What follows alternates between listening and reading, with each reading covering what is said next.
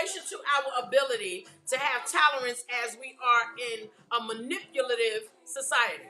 We are certainly in a manipulative society. We are not doing a lot of things on our own accord to cause harm to us. Not many people do that. We just live in a society where people are making things and doing things to cause problems for us, to make it hard for us. The tolerance of life. They tell us not the truth, then tell you that you have to tolerate it because that is how it is. Listen, I had a conversation with my cousin one time and his fiance at the time, all right? And we were talking about work. I worked in corporate America for a long time. And, I just didn't like some of the things. Corporate America can be quite racist. I'm saying it. Okay, because many of you work there and you can't say it because you don't want to lose your job. But I'm saying it because I've experienced it. Okay, I worked in corporate America all my career. Okay, and it is not without its flaw. Plenty of it. Biases, racism, favoritism, you name it. All the tisms and the isms are in corporate America. Yes, I'm saying it. Okay, so we were taught that we have to tolerate that because that's how it is. And my cousin and his fiance was like, that's how it is. It shouldn't be. And we have to get out of the way of thinking that because something is, that's how it is, and that's how it's going to... No. That's not the tolerance of life that I want to have. I can place my tolerance for other things that keep me busy and on my feet outside of that. Okay? As you can see, i.e., entrepreneur, I work for myself. Because of those things, right? And that's how it is really not. Okay? People must practice patience about what we allow to penetrate into our minds. We have to have patience. Okay? We can't allow everybody to feed us their information. And mainly negativity or mainly convincing us to be persuaded to believe in something that's how it is when it don't benefit us. That's not how it is. That is not how it is. And if it is, that's not how it should be. And we have a right to stand against it, especially in an atmosphere that can offer us the means of concentration and on a focus of doing the right things towards ourselves and others, not just self-benefiting. And we live in that society right now. People are self-benefiting, even though it causes harms to not just one person, but lives with the S, lives of others, right? This way, there would be so much tolerance for those, there would not be, so much tolerance for those with evil doings and or bad intentions. We've built up the tolerance to deal with people who have evil doings and bad intentions, and we'll go around and say, that's how it is. And then you'll tell somebody that, and you're building up their tolerance for that's how it is, the mess. Yes, Kendrick. Don't act like that Super Bowl wasn't hit. That Super Bowl was hitting. I like the message. I like the madness. I loved it all. Shout out to Kendrick Lamar. Shout out to LA. Did I drop? Dropping my diamonds. I'll get it. But anyway, those narcissistic bullying spirits seeking to control all things and everyone, yet nothing they are doing makes sense. But people will tell you that's how it is. The tolerance of life. That type of tolerance, right? We should not have to accept it. You know what I mean? This poem is about understanding your tolerance level. Outside of the order of tolerating what is given to us, right? Because we really deserve so much better. We really, really do. We deserve so much better, all right? And this poem is about understanding, like I know some things that I can deal with and I can manage well, and I stay away from those things that I know I cannot deal with nor manage well because I don't know who I would be outside of my level of tolerance. You know what I mean? I don't think nobody knows who they would be outside of their level of tolerance. We say we have it under control. We're adults. We say we got it together, right? We're adults. We say we've been through some things and we know how to manage things better. We're adults. But when something new hits you and it exceeds your level of tolerance, you really don't know who you will become. So, we really deserve better. And I am sure that many of you, just like me, just like the me, that had to deal with that sort of frustration once in a while in your life, maybe a time or two. you know, when somebody has, or something has happened that's brought you outside of your level of tolerance, and you just didn't know who you can be, who you have control over, who that person is once you brought there. They brought you there. They just took you there. Took you for free. You ain't paid no plane fare, no bus fare, no train fare, no gas money. They took you there for free, and it's outside of your tolerance level, and you just don't know who you will be. That stuff. The tolerance of life. Having to tolerate things that you actually don't understand or do not make sense, or tolerating things that we just hate. They built us up to believe that is how we should think. And my family has done that as well. You know, my family has done it as well. If you are from an African American family, they'll tell you in a minute, even if you are going to HELL at your job, they'll tell you, stay in that job until you get another. Meaning, suffer, tolerate it, till you get another, right? And many of us will.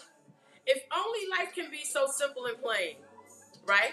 We wouldn't have to tolerate so many things that are not good for us. Our lives should not be a strain. It shouldn't be.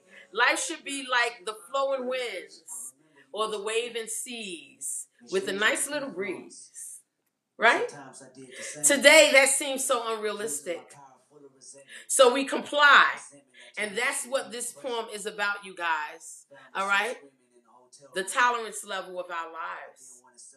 So you tolerate your job. You can hate your job, yet you tolerate it because you have to feed your family. That type of tolerance. It's like having a spoiled child. Yeah, I'm going to go there. I'm an aunt. I'm a mom. I'm a friend. I'm a godmother. Listen, I've seen some spoiled ones, okay? And you got that spoiled child that's very bratty, all right? And you can't tolerate it. But because you created it, right, you have to tolerate it. You can't do nothing. But nobody likes your kid. Nobody likes your kid. All right? That kid gets on everybody's nerves. And I don't care who you are, okay? Everybody can stay silent, but I know everybody know that one kid that will get on everybody's nerves. They need their hind pops popped. They hind popped. All right? But nobody pops their kids today. I get it. I understand. But at least learn another disciplinary level that you can get this child under control. Because, yes, I'm talking about your kid if your kid is a bad. I'm talking. All right? This is real life. There are some children out there that people do not want to deal with. All right? Many of these people on here are teachers. And you know them kids that come out the house and they reckless. And then if you say something to them or try to check them and try to teach them, their parent want to come and reckless check you, right? Nobody has the tolerance for your child. If you're a parent like that, nobody got the tolerance for you. Okay? But the parents must have the tolerance because they created the monster. That type of tolerance. Okay? It's like buying a really, really cute pair of shoes. And you know you did not have your size. They didn't have your size anymore. Your size is sold out.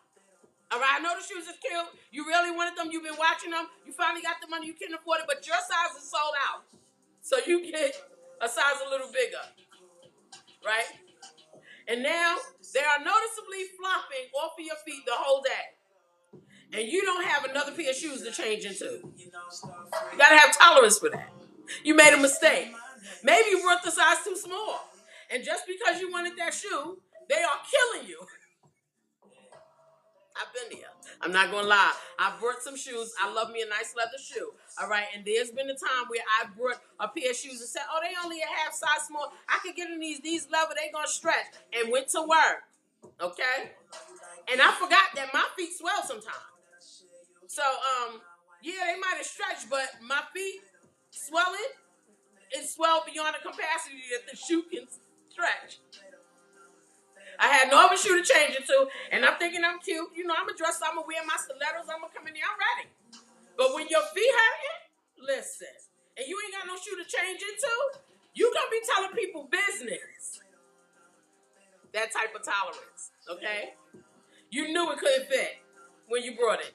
I knew it couldn't fit when I brought it, but I had to tolerate the shoe. So there's different tolerance in life. You tolerate things that you go through. So yeah, you get the shoe and it don't fit. But here's another thing that you can't tolerate. Us ladies, we know about this, all right? It's like you go outside, you look cute, your outfit is together, the nails is done, your face is beat for the guards. For the guards, okay? Your hair look cute, but there's one problem. Your weave track is showing. All right, and you are outside, and it's showing in the area where you put that gel that stiffens up. Okay, and you can't change that because the hair is just stiff. Okay, got it right on that area where the hair stiffened up and the track just showing. It's loud. It's like, hey, I'm not real. Okay, and everybody sees your weave track showing. Everybody, the tolerance of life. You got to tolerate that. What are you going to go back home and try to put something soft on there to soften it up so you can fix it? It's too late. You outside. You dressed. You cute. But that track is showing. All right? You have to tolerate the fact that you did not check your track before you left the house. The tolerance of life. Okay? That type of tolerance. Or you leave the house. Guys, and I'm gonna say this, and I'm gonna digress. Okay, I'm gonna get off here because you know I'm silly. Okay, I got no sense, and I know I don't sometimes. I know it. Okay, but you leave the house and you got a bubble gut, but you got an important meeting. It's highly important. Okay, it is highly important for your career, and you will not get this meeting again. So you know you got the bubble gut, but you decide I'm gonna go ahead and make it to this meeting, and I'm cute. My shoes is together, my outfit together. I got my presentation. Okay, the people are gonna hear me today. They're gonna hear me. Okay?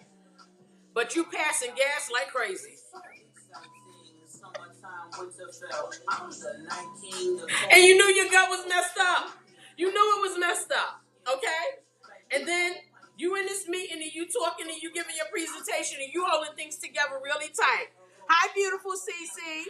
But listen, your gut is messed up, okay? And now you giving your presentation, you talking about it, you trying to smile your way through it because you know you got cute. You know when you cute, ain't nobody thinking you got no bubble gut. You in there cute, you confident. Cute make you confident, right? And then the gas come out in the meeting. And everyone hears the tolerance of life. Everyone heard you, and you have to continue with the meeting, okay? Because it is highly important for your career. You're embarrassed, but you tolerated it. These things are the tolerance of life, guys. Okay, outside of the hurdles and the mountains and the rocks that can be thrown our way, that people try to stop us from making it or advancing or growing and progressing, you know, there are tolerance in life that happen to us personally, and it just has to be tolerated. The tight shoe, the weave track, having gas in open at a meeting.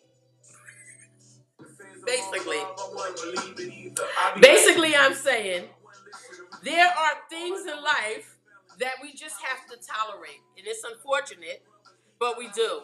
Life has all of these things that can cause us pain and give us a strain.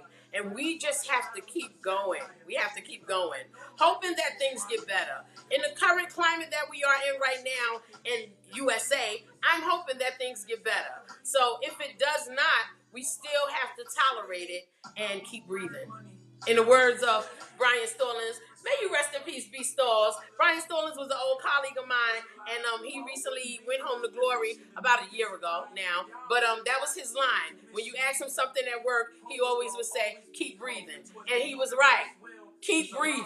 Keep breathing. Don't do nothing to yourself. Don't act crazy. Don't act up. And yes, it exceeded your level of tolerance, but you know what? You still have the ability to keep breathing. So just keep breathing. Right? Guys. All right, listen. I have this one question that I've been asking since we got into Black History Month, and I'm going to ask it again. So I ask, what is ghetto? What is ghetto? Because people like to call people ghetto. What is ghetto? Because indecency happens everywhere. It happens everywhere. Look at the changes around us. All right? None of these changes will help the people. Not near 1, not 2, not 3, not 10. None of them will help the people. They will hurt us so much. Is it not ghetto to intentionally want to hurt people, knowing that you're going to hurt people. I digress, guys. Listen, I'm going to go ahead and get into the music. I started with Reason by George Benson, who I love. I love me some George Benson. I grew up on George Benson. I am a fan. I'm a fan. Love his